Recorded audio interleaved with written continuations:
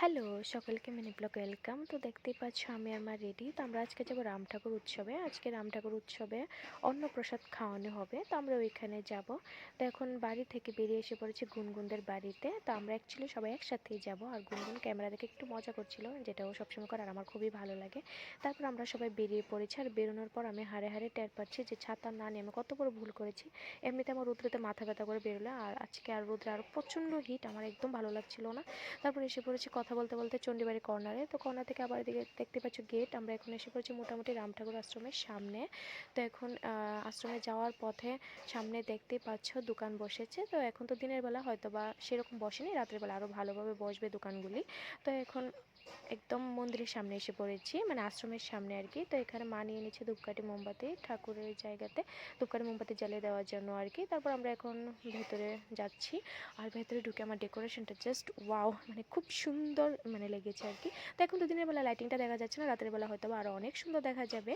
তো আমরা এখন হাঁটতে হাঁটতে এসে পড়েছি একদম মন্দিরের সামনে। তো এখানে মা ঠাকুরকে ধূপকাঠি মোমবাতি জ্বালিয়ে দিচ্ছে, আর আমি চারদিকটা ভালো করে দেখছিলাম আর কি মন্দিরের। তো সামনে এখন দেখতে পাচ্ছ অনেকজন মানুষ যাচ্ছে। অ্যাকচুয়ালি আমাদের আশ্রমে আজকে মহন্ত মহারাজ এসেছিলেন। তো উনি ওনাকে দর্শন করার জন্য আমরা অনেকক্ষণ দাঁড়িয়েছিলাম। তো ফাইনালি আমি ওনার দর্শন পেয়ে মানে খুবই ভালো লাগছিল, মানে যেটা মানে আশা করছিলাম সেটা পূরণ হয়েছে, ভালোই লাগছিল ওনার দর্শন পেয়ে। তো ওদেরকে মানে ওনাকে দেখার পর তারপর এসে পড়েছি মেন যে মানে ঠাকুরের যে জায়গাটা মানে মন্দির, এখানে এসে পড়েছি। এখানে এসে ঠাকুরকে দর্শন করলাম, প্রণাম করলাম। প্রণাম করার পর এখন এসে পড়েছি চরণামৃত নিতে। আর চরণামৃত আমার বরাবরই খুব ভালো লাগে। তারপরে উনি বৈষ্ণবরা যে স্টাইলে তিলক কাটেন সেই স্টাইলে মানে আমাদের দিয়ে দিচ্ছিল, আর যেটা আমার খুবই ভালো লাগছিল। তারপরে এসে পড়েছি ফটো তোলার জন্য, রেন্টিতে অলরেডি বসে পড়েছে। তো ফটো তোলা আমরা এসে পড়েছি কীর্তনে। তো এখানে একটু কীর্তন মানে শুনলাম আর কি, হরির নাম ভালোই লাগছিল, ওরা ভীষণ ভালো বাজাচ্ছে। আর এই দলটা এসেছে বিলুনিয়া থেকে।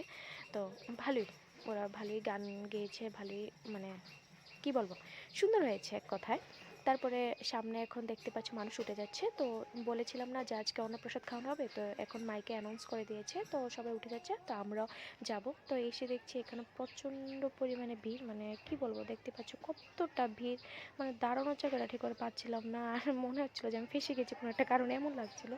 আর পেছনে দেখতে পারো তুনতুনের ফ্রেন্ডসরা হাই বলছে। তো আমরা কী করবো, আমরা এই ভিড়ের মধ্যে দাঁড়িয়ে সবাই মিলে ওই আর কি মজা করছিলাম, গল্প করছিলাম, আর ফোন বের করে ফটো তুলছিলাম, ভিডিও করছিলাম, এই করে আমাদের টাইম পাস করছিলাম। কারণ এখানে আমাদের অনেকক্ষণ দাঁড়াতে হবে, কারণ সামনে অনেক মানুষ আর প্রচণ্ড পরিমাণ ভিড়। তো কী করা যাবে, তার মধ্যে সামনে দেখতে পাচ্ছি একটা কিউট বাচ্চা। তো গুনগুন ওর সাথে একটু ফ্রেন্ডশিপ করা নিলে এই ভিড়ের মাঝখানেই। হ্যাঁ, তারপর আমি জুম করে দেখছিলাম যে আর কতক্ষণ লাগবে, কারণ আমি তো অনেকটা পেছনে, তো নিজে আর দেখতে পাচ্ছিলাম না। তারপর অনেকক্ষণ পর আমি ফাইনালি পেয়েছি প্রসাদ। তো এখন সবাই মিলে প্রসাদটা মানে খেয়ে নেব। তারপরে আমরা আবারও যাচ্ছিলাম অন্য সাইডে। তো বাইরে দেখতে পাচ্ছি যে না বাবা, ভেতরে যতটা লাইন ছিল বাইরেও অনেকটা বড় সড়ো লাইনই হয়েছে। তারপরে এই দেখো আমি আর গুনগুন একজন আরেকজনের দুঃখ মানে বোঝার চেষ্টা করছিলাম, কারণ ওরও চুলগুলি এলোমেলো হয়েছে, আমারও হয়েছে। তারপর আমরা দুঃখ শেয়ার করবার এখন আমরা দুজনে টায়ার্ড হওয়ার পরও আমরা একটু টুকটাক ঘোরাঘুরি করে নিচ্ছি, যদি আবার না আসতে পারি। তারপরে এসে পড়েছি বুট বাদামের দোকানের সামনে। তো এখান থেকে মানিয়ে নিচ্ছে বুট বাদাম, যেগুলি মার ভালো লাগে। তারপর এখন চলে যাবো বাড়িতে। তো আজকে যে ব্লগটা এখানে শেষ, দেখা হচ্ছে তোমাদের সাথে নেক্সট ব্লগে। সো সবাই ভালো থাকে, সুস্থ থাকে। So tata, bye bye.